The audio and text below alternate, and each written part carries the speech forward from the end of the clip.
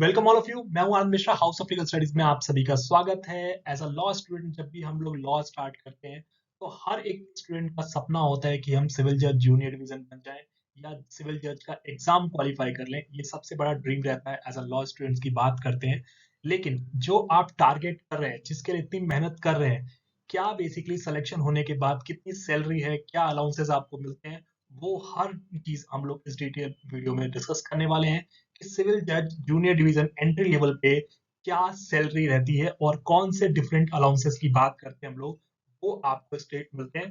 ठीक है, तो पूरी वीडियो आप लोग ध्यान से देखिएगा कि जिस स्टेट के लिए आप टारगेट कर रहे हैं सिविल जज जूनियर डिवीजन के लिए, तो कौन कौन से अलाउंसेस आपको मिलेंगे, क्या एक ग्रॉस सैलरी होगी या इन हैंड सैलरी आप लोगों को क्या मिलने वाली, याद रखिएगा।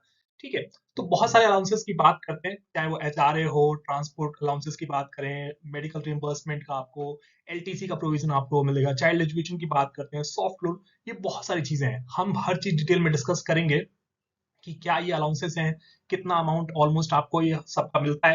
लेकिन उससे पहले हम लोग बात करते हैं एक सैलरी स्लिप की, जो आपको यहाँ फटाफट देखने को मिलेगी। ठीक है, जो बेसिक सैलरी आप याद रखिएगा एज एन जूनियर डिवीजन की बात करें, तो पहली बात तो हम लोग बात करते हैं पे कमीशन की। तो यहाँ पे जुडिशरी में आपको सेकंड नेशनल जुडिशियल पे कमीशन लगता है। ठीक है, अगर आप जैसे बाकी हम जैसे देखते हैं सेवंथ पे कमीशन, एट पे कमीशन की बात करते हैं बाकी गवर्नमेंट जॉब में, लेकिन यहाँ पे आपको जुडिशरी में जो आपको सिविल जज की बात करें, चाहे वो सिविल जज हो या एडीजे की बात करें, डिस्ट्रिक्ट जज होंगे या हाई कोर्ट जजेस की बात करें, सब में आपको प्रोविजन जो भी लगते हैं। ठीक है, पहले आपका फर्स्ट नेशनल जुडिशियल पे कमीशन था जो कि रिप्लेस हुआ सेकंड नेशनल जुडिशियल पे कमीशन, और अभी चर्चाएं बहुत चल रही हैं। ठीक है, और एक्सपेक्टेशन है कि जल्दी आप लोगों का थर्ड नेशनल जुडिशियल पे कमीशन भी अप्लाई हो जाएगा, जिसमें आपकी सैलरी और जंप मारने वाली है। ठीक है, तो बेसिक सैलरी की बात करें तो बेसिक सैलरी आपको एज अ सिविल जज जूनियर डिवीजन जो मिलती है, वो आपको 77,840 आपको यहाँ पे देखने को मिलेगी। ठीक है, उसके हिसाब से आपको एचआरए जो देखने को मिलेगा, हाउस रेंट अलाउंसेस बोलते हैं बेसिकली इसको। ठीक है, अगर आप ऑब्वियस बात है आपको सरकारी आवास मिलता है तो ये एचआरए नहीं मिलेगा आपको। ठीक है, अगर आप सरकारी आवास नहीं लेते हैं तो एचआरए भी आपको मिल जाएगा। ट्रांसपोर्ट अलाउंसेस की बात करते हैं, वो भी आपको डिफरेंट स्टेट्स में डिफरेंट आपको मिलेगा। डीए की बात करते हैं जो ऑलमोस्ट आपका 50% 55% बेसिक का जनरली होता है। ठीक है, तो उस हिसाब से आप देखते हैं 42,812। ठीक है, थोड़ा बहुत चेंजेस होते हैं, माइनर चेंजेस आपको डिफरेंट स्टेट्स में हो सकता है। ठीक है, उसको नेग्लेक्ट कीजिएगा। उसके बाद आपका स्टम्पली अलाउंसेस की बात करते हैं, जो बेसिकली जजेस को दिया जाता है हॉस्पिटैलिटी के लिए। ठीक है, कि आप आपके घर कोई गेस्ट आ रहे हैं, कोई ऑफिसर्स आ रहे हैं, तो उसके लिए देखिए 3800 रुपए दिख रहा है। मेडिकल अलाउंसेस की बात करें वो 3000 रुपए यहाँ पे आपको दिख रहा है। ठीक है, ये कुल मिला के अगर आप ग्रॉस सैलरी की बात करें, ग्रॉस पे जो आपका मिल रहा है, वो दिख रहा है आपको 1,50,804 रुपए। ठीक है, मैं 12 बोल रहा हूँ आप लोगों को, हर स्टेट में थोड़ा बहुत आपको माइनर चेंजेस देखने को मिल सकते हैं, तो उसको इग्नोर कीजिएगा। लेकिन लमसम अगर आप देखेंगे तो ग्रॉस सेल पे आपको यहाँ पे 1.5 लाख के आसपास देखने को मिलेगा। अभी हम बात बात करते हैं डिफरेंट अलाउंसेस की, कि कौन कौन से अलाउंसेस आपको देखने को मिलते हैं। देखिए, इसके अलावा आपको डिफरेंट स्टेजेस पे आपको डिफरेंट अलाउंसेस देखने को मिलेंगे, जिसमें एचआरए जो कि हाउस रेंट अलाउंसेस है आप लोगों का। ठीक है, जो आपको मिलेगा एकोमोडेशन के लिए मिलता है आप लोगों को।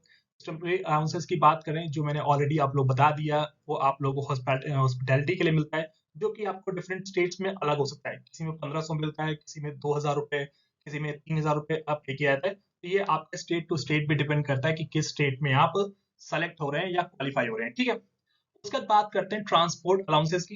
ठीक है, ट्रांसपोर्ट अलाउंसेस आपको दिया जाता है, जनरली आपको यहाँ पे पेट्रोल के पैसे मिलते हैं कि 75 लीटर पेट्रोल कहीं पे आपको अलाउंस दिया जाता है किसी स्टेट में। किसी स्टेट में 50 लीटर पेट्रोल के हिसाब से अलाउंसेस आपको यहाँ पे देखने को मिल जाते हैं। ठीक है, उसके बाद आता है टेलीफोन अलाउंसेस।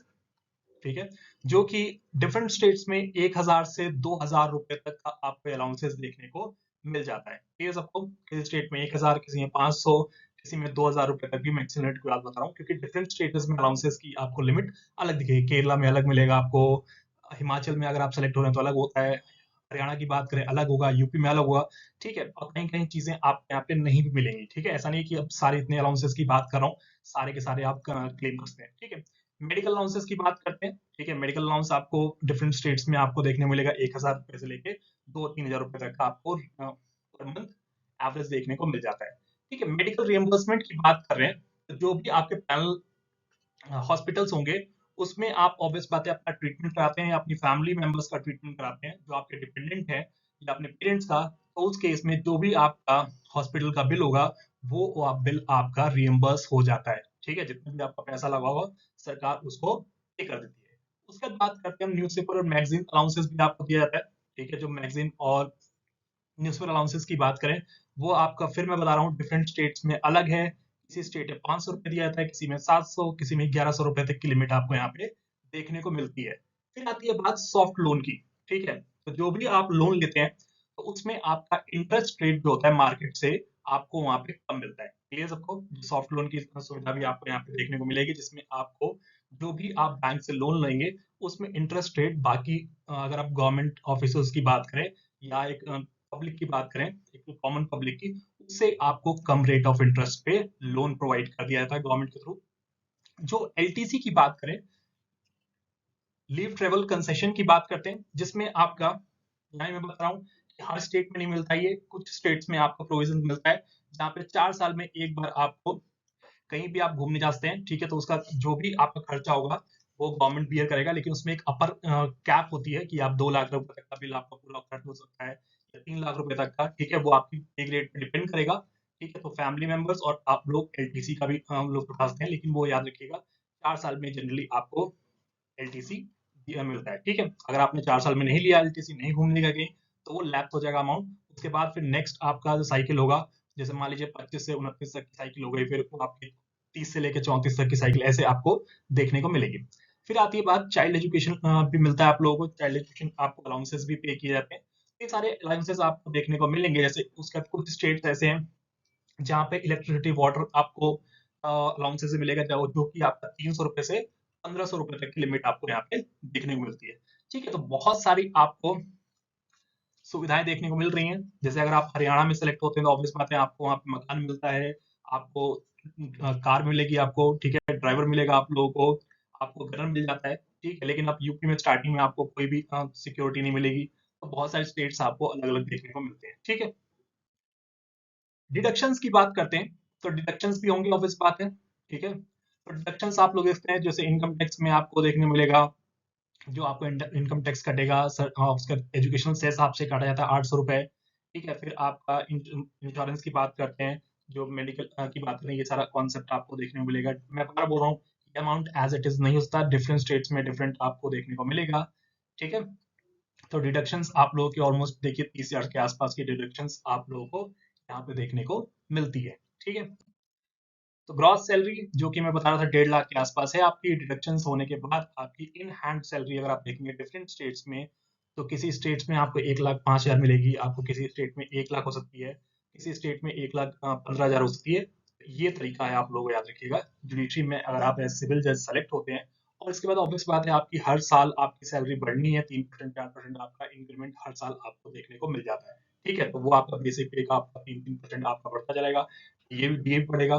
तो हर चीज आपकी फिर प्रमोशन पे डिपेंड करता है, ठीक है। एसीपी लगता है तो बेसिकली आपको आपको देखने को मिलेगा। तो ये सारी चीजें आपको देखने को मिलती हैं। तो एज अगर आप टारगेट कर रहे हैं जुडिशियल मजिस्ट्रेट बनने का, तो आप देख सकते हैं इनहैंड सैलरी आपकी 1 लाख से ऊपर होने वाली, लेकिन याद रखिएगा थर्ड पे कमीशन जो आपका आ रहा है, नेशनल जुडिशियल पे कमीशन आएगा, उसमें आपकी सैलरी और बढ़ जाएगी, ठीक है। लेकिन अभी उसमें टाइम है, देखते हैं 1-2 साल बाद इम्प्लीमेंट होने की पूरी उम्मीद है, ठीक है। और जो पे ग्रेड होता है जुडिशियल मजिस्ट्रेट का, वो आपका स्टार्टिंग में 5400 होता है, 5400 पे ग्रेड आपका यहाँ पे देखने को मिलता है, ठीक है। तो होपफुली आप लोगों को सब चीजें समझ आ गई होंगी। कोई भी दिक्कत हो, डाउट हो, मुझसे आप कनेक्ट कर सकते हैं, टेलीग्राम चैनल पे जुड़ सकते हैं आप लोग मुझसे, इंस्टाग्राम पे फॉलो कर सकते हैं मुझे, यूट्यूब चैनल सब्सक्राइब कर लीजिएगा ताकि ऐसी वीडियोस आपको और मिलती रहे। Thank you so much.